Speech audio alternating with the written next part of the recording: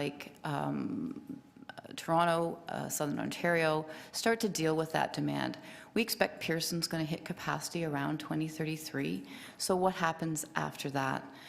So we're starting a conversation with other airports in Southern Ontario because we think there's a role that other airports need to play. And how do we collaborate together to make sure that we're supporting the economy in the way that we're required to do in terms of our business mandates, and do that in as coordinated a fashion as possible, and making sure that the ground transportation linkages that are going to be required for a system to operate, and I use the small s, not large s system, but those ground transportation investments, as we all know, don't happen overnight. They take some time, so 15 years will go awfully quickly, and so we'll need to plan ahead. This chart shows you the gap that we're starting to see. The 70 million line across the chart shows you the demand that the capacity that we know is in the region in terms of airport capacity.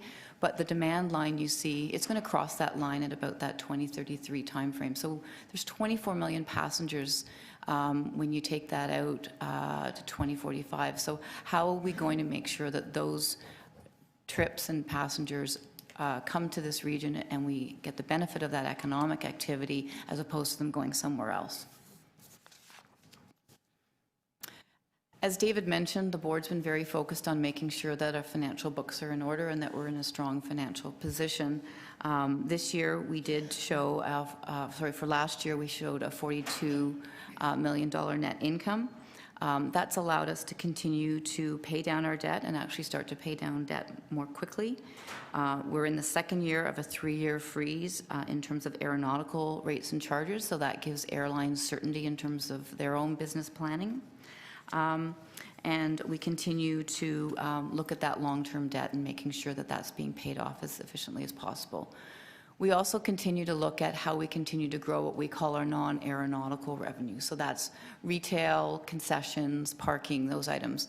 So we had an 8% increase in the non-aeronautical revenue in 2014, and we continue to see that grow. So that's good news for us in terms of continuing to make sure that landing fees are competitive and that the airport is able to compete for that traffic.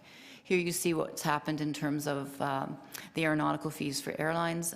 They've been reduced in the last 5 years between 25% and 30% for our carriers. It's also important that we're a part of the community. We're not just a large employer, but we're also a really big neighbor to a lot of people in the region. So we need to make sure that we're always focusing on the things that matter as a good community partner. We have a community investment program, and that focuses on 3 key areas: assisting new Canadians, promoting environmentalism, and